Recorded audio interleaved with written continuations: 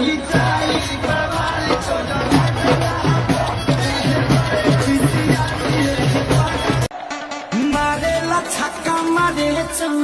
की बार के आईपीएल को देखते हुए लग रहा है दोस्तों कि अब की बार के आईपीएल के बाद भाई पूरे भारत में हमारे भोजपुरी इंडस्ट्री की एक अलग ही फैन फॉलोइंग देखने को मिलेगी। जी हाँ, प्रत्येक आईपीएल के मैच में भाई भोजपुरी गाने जमकर बजाए जा रहे हैं। खेसारी लाल यादव, पवन सिंह एंड भाई हर एक मैच में हमारी जो ऑडियंस मैच देखने जा रही है वो लोग जमकर एंजॉय करते हुए नजर आ रहे हैं। इसी वजह से मैं बोल रहा हूँ कि अब की बार आईपीएल के बाद भाई भोजपुरी गानों का जो क्रेज है वो बहुत ज्यादा बढ़ने वाला है। और सबसे खास बात दोस्तों ये है कि आईपीएल के क्रिकेट स्टेडियम में जब गाने बजाए जा रहे हैं तो उसका सबसे बड़ा फायदा हमारी भोजपुरी इंडस्ट्री को हो रहा है। वो ऐसे हो रहा है कि आईपीएल में जब गाना बजता है तो उसकी जो रॉयल्टी होती है वो हमारे क्रिएटर को दी जाती है और भाई बहुत ज्यादा पैसा मिलता है जब स्टेडियम वगैरह में आपका गाना बजता है।